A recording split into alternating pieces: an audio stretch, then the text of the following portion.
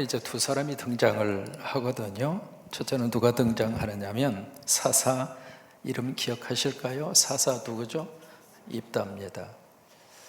입다라고 하는 사람은 어디 소속이냐면 길르앗 소속이에요. 그 다음에 길르앗은 어느 지파냐면 므낫세 지파입니다. 그 다음에 또 한 사람이 더 한 부류가 등장을 하는데 누구냐면 기억하십니까? 에브라임 사람들입니다. 여러분 가만히 생각해 보세요. 어디서 많이 들어본 이름이잖아요. 므낫세와 에브라임, 에브라임과 므낫세. 그러면 누가 머릿속에 딱 떠올라야 정상일까요? 쭉 거슬러 올라가면 누가 나와야 되느냐면 요셉입니다. 요셉이 애굽에 있으면서 두 아들을 낳잖아요. 그래서 그 아들의 이름이 에브라임과 므낫세입니다. 나중에 이제 야곱이 두 아들을 자기의 아들로 어댑트를 합니다. 그래서 이제 자기의 아들과 같은 그 포지션으로 이 에브라임과 므낫세를 해서 거기 안수까지 하잖아요. 그러니까 이 므낫세와 에브라임 지파는 거슬러 올라가면 어떻게 되느냐면 한 형제입니다. 근데 지금 역사 속에서 무슨 일이 지금 발생을 하는가? 이 므낫세 지파의 출신 입다가 사사가 돼서 암몬 족속하고 싸웁니다. 싸워서 거기서 이 입다가 큰 승리를 거두어요. 누구의 힘인가? 하나님의 힘이에요. 여러분, 하나님이 함께 하시면 이길 수 있습니다. 그러니까 하나님이 도와주시면 그 싸움에서 승리할 수 있는 거죠. 그러니까 입다가 작전을 잘 짜서 승리했다. 성경은 그렇게 기록하고 있지 않아요. 하나님이 함께 하셔서, 우리 신학생들에게 하나님이 함께 하셔서 저들 우리 기장의 미래를 책임지는 좋은 일꾼으로 하나님이 쓰시게 되기를 축복합니다. 내일부터 우리 중고등부 친구들 수련회 가운데 하나님이 함께 하셔서 우리 친구들 다 하나님이 만나 주셔서 더 이상 방황하지 말고, 더 이상 방황하지 말고, 내일 수련회를 통해서 인생 방황 끝! 이제 하나님 다 붙잡고 내가 무엇을 위해서 살아야 하는가? 내가 무엇을 위해서 열심히 공부를 해야 하는가? 사람은 삶에 대한 퍼포즈, 목적이 딱 세워지면 그때부터는 열심히 하게 되어 있습니다. 하나님이 함께하면 그런 역사가 임할 줄로 믿습니다. 첫 시간부터 성령의 불이 임하기를 바라고, 첫 시간부터 성령의 바람이 확 불어서 우리 아이들의 머리와 생각 속에 있는 나쁜 것들 하나님이 다 몰아내서, 그러니까 입다가 암몬과의 싸움에서 승리하게 된 것은 하나님 때문에 그런 거예요. 우리가 지금까지 살아온 것도 하나님 때문에 산 거예요. 내일 어떻게 살까? 하나님이 함께하면 살 수 있어요. 세상이 어떻게 요동을 치고 사내, 중내, 불경기내 괜찮아요. 아무것도 없는 광야 속에서도 하나님의 백성들 살았잖아요. 안 굶어 죽었잖아요. 배탈 나서 죽었다는 사람 한 사람도 없어요. 그러니까 이 광야 같은 세상이라 할지라도 하나님이 동행하시고 하나님이 보호하시고 하나님이 지켜주시면 그거요 다 뚫고 나갈 수 있습니다. 여러분 믿으시면 아멘! 그런 거예요. 그래서 이 입다가 하나님이 함께 하셔서 암몬과의 싸움에서 큰 승리를 거두는데 그 다음부터 문제가 생긴 거예요. 뭐냐면 이 에브라임 사람들이 와서 이 입다에게 시비를 겁니다. 왜 시비를 걸었을까? 뭐라고 시비를 걸었느냐면, 야, 이 사람아, 그 중요한 싸움에 왜 우리를 초대하지 않고, 초대라는 말이 좀 그렇습니다만은 그 싸움에 왜 우리가 참여할 기회를 박탈을 하고 어떻게 당신들만 가서 암몬과의 싸움에서 큰 승리를 거두고 돌아올 수 있느냐? 너무합니다. 당신은 너무합니다. 그러고 있는 거예요. 여러분, 이 에브라임 사람들이 선의의 마음에서 지금 이 입다에게 그렇게 말을 하고 있을까? 여러분 그럴 것 같아요? 속에서 지금 뭐가 발동하고 있느냐면 시기심이 발동하는 거예요. 왜 그랬을까? 입다가 기생 출신이잖아요.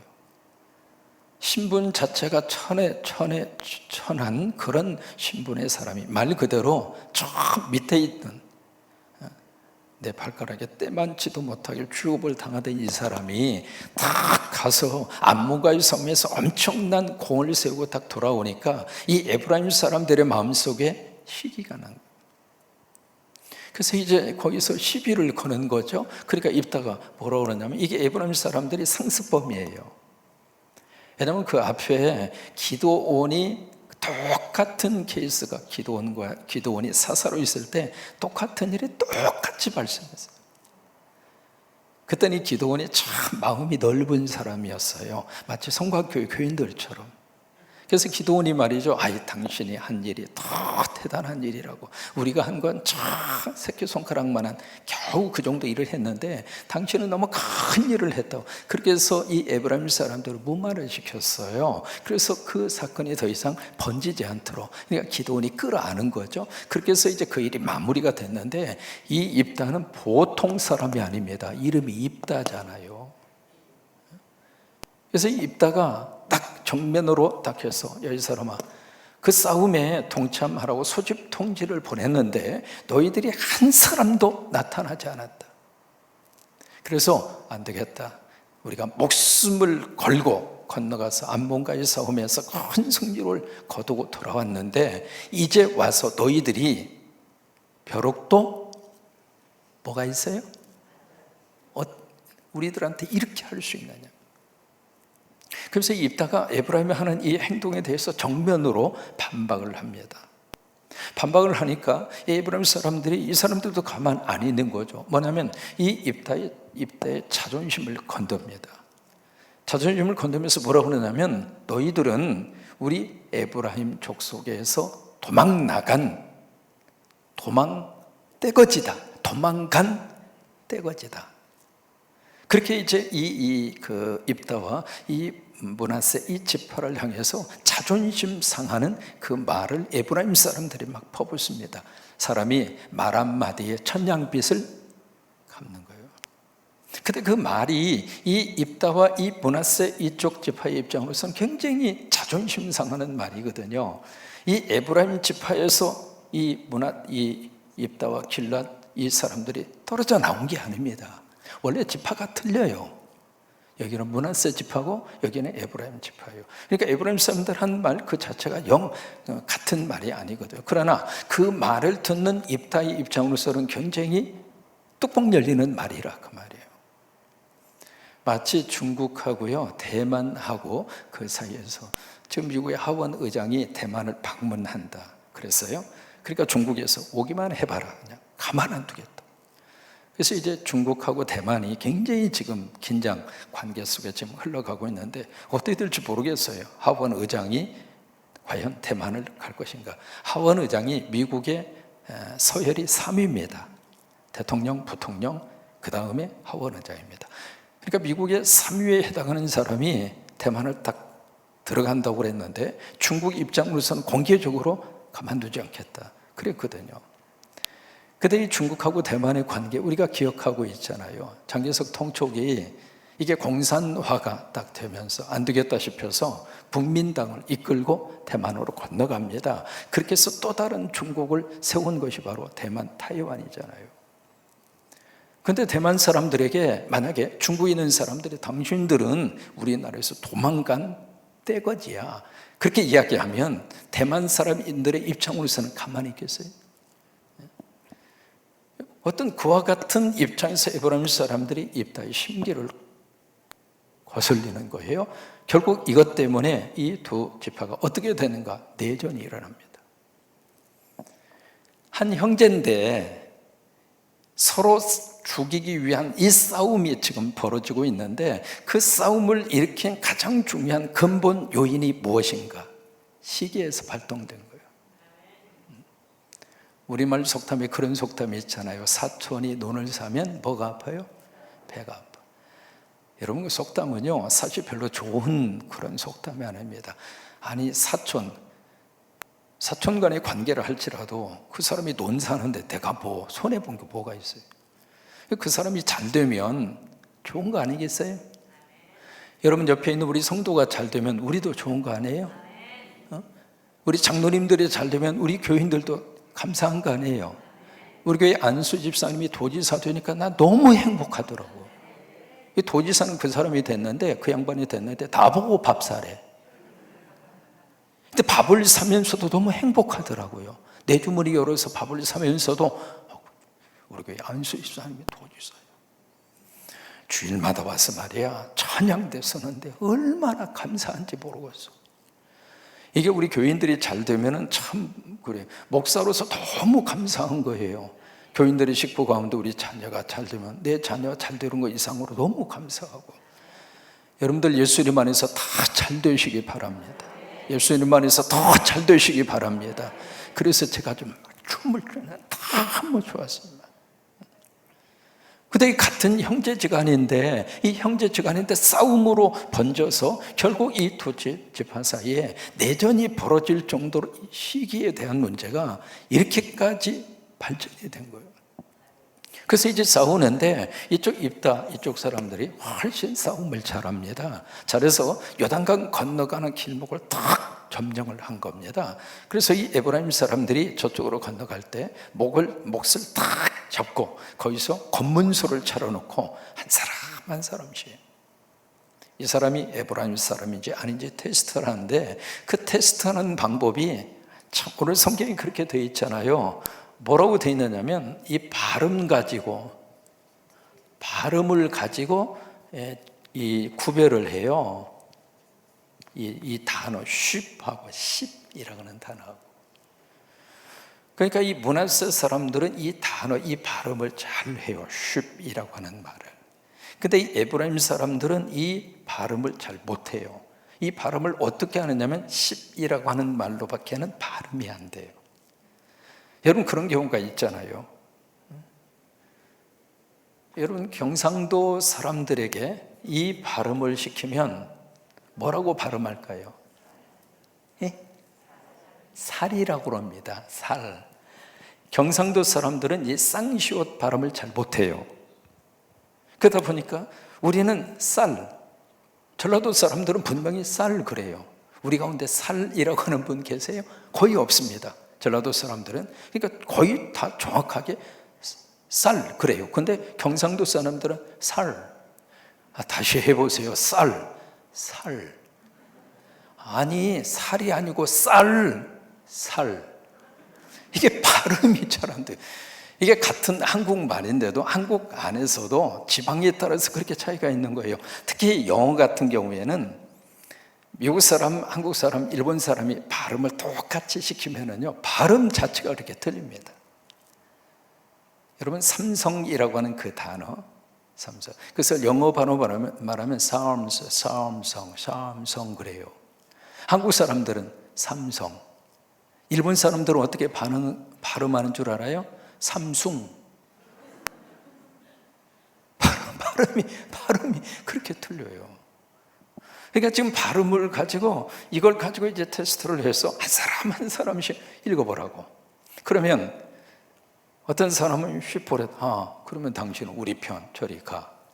읽어봤는데 시켜보니까 시포렛, 다시 한번 해봐. 시포렛, 다시 해봐. 시포렛, 너 이 자리에서 죽어. 그래서 한 사람씩 한 사람씩 죽이는 거예요. 그렇게 해서 죽인 사람이 42,000명입니다. 근데 이게요, 역사적으로 성경에만 있는 역사가 아닙니다. 1923년입니다. 오래전 이야기죠. 9월 1일. 일본에서 뭐가 있었는가? 그 유명한 관동 대지진이 일어났습니다. 그때 8.1의 강도입니다. 근데 그 여진이 6.0 이상의 여진이 15일 동안 계속이 됩니다. 그래서 이 관동 대지진에 수십만 명이 죽습니다. 그러니까 일본 전체가 완전히 패닉 상태에 빠진 거예요. 그래서 이제 그런 엄청난 폭동이 일어나고 이제 그런 패닉 상태에 빠졌는데 누군가가 희생양이 필요한 거예요. 그래서 희생양을 누구를 삼을까 그렇게 딱 보다가 조선인을 희생양으로 삼은 거예요. 그래서 조선인들을 희생양으로 삼아서 그때 이제 조선인과 일본 사람을 구별하기 위해서 했던 것이 바로 이겁니다. 이것을 가리켜서 영어로 뭐라고 이야기하냐면 시포렛 점검이라고 그래요. 시포렛 테스트라고 합니다. 이 발음을 가지고 어떤 민족과 어떤 계파를 구별하는 거, 그걸 시포렛 테스트라고 그래요. 바로 이 시포렛 점검을 그때 하게 되는데 뭐 가지고 하냐면 이거 가지고 했어요. 이거 뭐냐면 15N입니다. 이것을 가지고 했는데 일본 말로 이 10열을 쭈라고 그래요. 쭈오엔 이건데 이게 굉장히 타금이에요.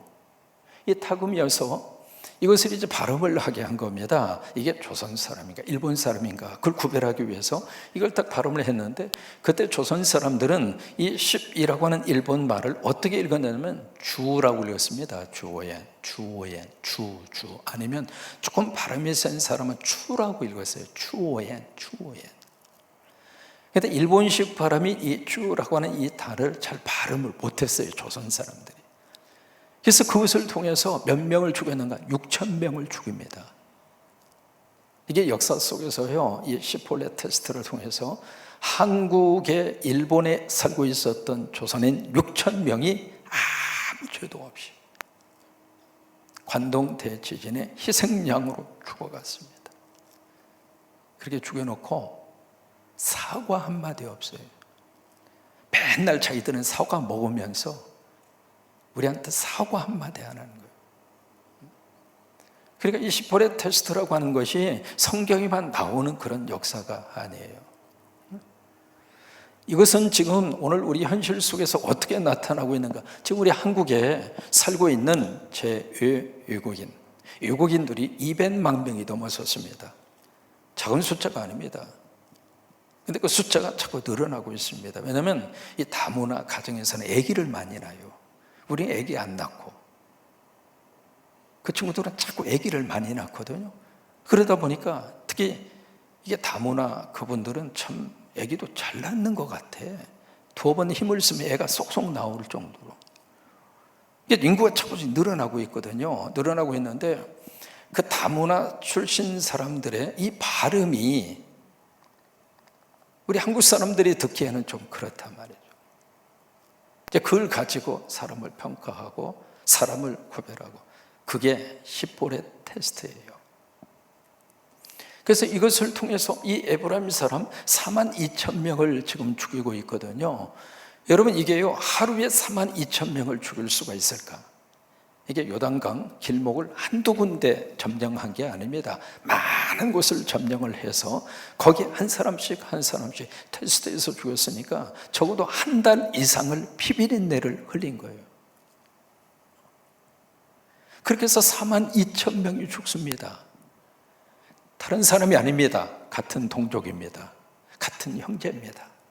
형제들끼리 이게 지금 시기심이 발동을 해서 처음에는 에브라임이 시기심으로 시작을 했는데 입다도 에브라임에 대해서 시기심을 갖습니다. 그것으로 인해서 이 에브라임 사람 42,000명을 죽이는데, 이게 그 당시 고대 사회에서는 시족 사회입니다. 다 친척이라 이 말이에요. 시족 사회, 특별히 이 사람들은 하나님의 백성 아닙니까? 하나님의 백성 42,000명을 떼죽음을 시켜버린 거예요. 그 모습을 보면서 무슨 생각이 드느냐면, 차라리 입다가 사사가 안 됐더라면, 여러분 그렇잖아요. 이런 일은 없지 않았을까? 아니면 입다가 암몬과의 싸움에서 승리하지 않았다면 이런 일은 없지 않았을까? 근데 입다가 큰 공을 세우고요, 그 공을 세운 그것 때문에 동족과의 관계 속에서 한두 명도 아니고 그 수없이 많은 생명들을 살해를 시키는 그런 참 가슴 아픈 사건이 오늘 성경에 기록되어 있는 이 사건입니다. 이게 7절에 가서 보시면은요, 입다가 7절에 6절까지만 읽었습니다만은 사사로 몇 년이 있었느냐면 6년이 있습니다. 6년이 있다가 입다가 죽습니다. 만약에 입다가 내가 앞으로 사사 6년 하고 내가 그만둘 거야, 6년 후에는 내가 사사의 자리에서 내로지, 그 생각을 했더라면 아무리 에브라임이 화를 내게 하고 자극한다 할지라도 과연 에브라임을 이렇게 죽일까? 어떤 면에서 이 입다는요, 자기 동족 에브라임을 42,000명을 죽여서 사사로서는 가장 별로 그렇게 긴 기간이 아닙니다. 짧게 사사로 있다가 내려오지는 않았는가, 그 생각을 합니다. 이게 사사의 역사를 보면서 그런 생각을 해봅니다. 일대 사사가 온니엘입니다. 온니엘인데요, 지금 이제 입다라고 하는 사사까지 왔습니다. 역사적으로 250년이 흘렀습니다. 이게 250년의 역사가 흐르면서 자꾸 좋아져야 되는데, 살기도 좋아지고 그리고 형편도 좀 나아지고 그래야 되는데, 이게 사사의 역사가 진행이 되면서 이게 좋아지는 것이 아니라 어떻게 되느냐면 갈수록 더 악화되는 거예요. 참 그 모습을 보면은 마음이 너무 아픈 거예요. 우리 같이 대화하면서 나 때는 그런 말 자주 하잖아요. 여러분, 그게요, 커피숍에서 라떼가 많이 팔리는 것도 별로 바람직스럽지 않습니다. 저도 이제 고구마 라떼를 좋아하는데, 근데 라떼는 여러분, 그 말이 유행한다는 이야기는 과거는 참 좋았는데 지금은 뭐냐, 그 말이에요. 근데 그런 말들이 너무 자주 이렇게 유행을 하고 그런 말들을 너무 자주 쓴다고 하는 것은 사실은 현실의 입장으로 봐서, 그리고 미래를 봤을 때에는 별로 희망이 안 보인다, 그 말이에요. 여러분, 우리 세대보다도 다음 세대가 더 하나님 잘 믿어야 복입니다. 우리가 지금 이 교회를 섬기는 지금보다도요, 10년 후가 더 좋아야 이 교회가 희망이 있는 겁니다. 우리 시대에 막 열심히 해서 우리 시대의 교회를 잘 일구고 하나님을 잘 섬기는 그것도 감사하지만, 이것으로 끝나지 않고 우리 다음 세대가, 우리 중고등부 친구들이, 우리 교회 학교 친구들이, 그러면서 우리 최근이 저기 앞에 있습니다마는 벌써 저 친구들의 새벽 기도 싸운 지가 아까 잠깐 물어보니까, 와, 그렇게 벌써 오래됐어요. 지금 회장님이세요. 우리 중고등부 친구 회장님이신데, 지금 이제 뭔가 지금 8월 달부터 미션을 가지고 뭐 하시겠다고 그래서, 뭘 하시겠어요? 그랬더니 여러 가지 아이디어를 해서 회장님 하시라고. 그런 생각을 가지고 있다는 자체가 너무 감사한 거예요. 우리 세대보다도 그 다음에 10년, 20년 후에 우리 다음 세대들이 더 예수 잘 믿고 더 하나님의 복을 받고, 그래야 이 교회에 미래가 있는 거 아니겠어요? 우리 내일부터 있는 우리 중고등부 수련회 위에 하나님이 그 복을 꼭 내려주셔서 우리 자녀들이 더 이상 서두에 말씀드린 대로 방황하지 말고, 다른 것에 시간 뺏기지 말고, 핸드폰에다가 이상한 그런 동영상에다가 모든 마음과 생각을 다 뺏겨버리고, 사람은 손에서 책을 놓으면 그때부터는 경쟁의 사회에서 끝난 거예요. 여러분, 핸드폰만 가지고 있는 사람은 누구에게 지는가? 핸드폰 만든 사람에게 모든 돈과 에너지를 다 갖다 바치는 거예요. 그리고 그 사람의 노예로 사는 거예요. 그러니까 우리 자녀들이, 우리 학생들이 실력이 있어서 그 핸드폰을 만들어 버릴 만한 사람으로 돼야 거기에 불복당하지 않는 거예요. 그러면 어떻게 해야 돼요? 실력이 있어야죠. 그러니까 우리 아이들이 이 수련회를 통해서 그런 세상적인 저기에서 분명한 자기 생각과 가치관을 가지고, 그렇게 이번 수련회가 하나님이 한번 만져주시면 그 역사가 나타나거든요. 찬양하다가 깨질 수도 있고, 통성기도 하다가 깨질 수도 있고, 말씀 듣다가 깨질 수도 있고. 저는 이제 전주에 신흥학교 나왔습니다. 거기가 미션 스쿨이거든요. 기독교 학교에. 벌써 역사가 100년이 넘었으니까는요. 근데 거기서는 매일 수업하기 전에 30분 정도 예배 시간이 있습니다. 참고적으로 제가 고등학교 3학년 때 종교부장이었습니다. 들성 싶은 나무는 고등학교 때부터 알아본다. 그래서 수업 시작하기 전에 30분 정도 막 해서 앞에서 기도하고 찬송하고 설교도 좀 하고. 근데 3학년 때 담임 선생님이 김 선생님이셨는데 수학 선생님이셨어요. 근데 그분이 교회 집사님이세요. 앞에 딱 이렇게 쓰면, 상영아 빨리 끝내. 그때 제 머릿속에 집사님은 예배를 빨리 끝내시는 분인가 보구나. 그래서 이제 30분 정도 이렇게 경건회를 하고, 이게 매 학기마다 부흥회를 했습니다. 전교생이 모여가지고 이제 부흥회를 했는데, 어느 해에 목사님이 오셔서 막 집회를 하시는데 다른 건 다 잊어버렸어요. 근데 딱 한 가지, 내 아들이 나한테 아빠는 왜 목사가 됐어? 그렇게 물을 때 나는 내 자식한테 이것이 내 인생의 보람이고 이것이 내 인생의 가치다. 그래서 나는 목사가 됐고 이 길을 걷는다. 그렇게 대답했다는 거예요. 어린 마음에요, 그게 참 가슴에 꽂혔어요. 그래서 이제 저도 신학의 길을 걷게 되는 하나의 동기가 됐습니다. 그러니까 우리 이 친구들, 특히 우리 다음 세대들이 더 이상 세상에 의해서 막 물결 위에 떠 있는 나뭇잎처럼 막 어쩔 줄 몰라서 이리 휩쓸리고 저리 휩쓸리고, 그러면서 너무 그 소중한 시간을 다 영어로 말하면 웨이스트하고 다 낭비를 해버리고, 그러고 나서 이제 시간 다 허비한 다음에 그 다음에 뭔가 새로 시작하려고 그러면은 그만큼 늦는 거잖아요. 그래서 우리 중고등부 친구들이 더 이상 방황하지 말고 내일 수련회를 통해서 하나님이 꼭 붙잡아 주셔서 이게 우리 교회가 시간이 갈수록 더 하나님이 쓰시게 되기를 축복합니다. 시간이 갈수록 더 이 교회를 하나님이 귀하게 들어 쓰시고 이 교회 출신들을 하나님이 멋지게 높여 주셔서 하나님 나라의 큰 일꾼들로 하나님이 그렇게 쓰시기를 바라고, 그런 역사가 있게 되기를 주의 이름으로 축원합니다.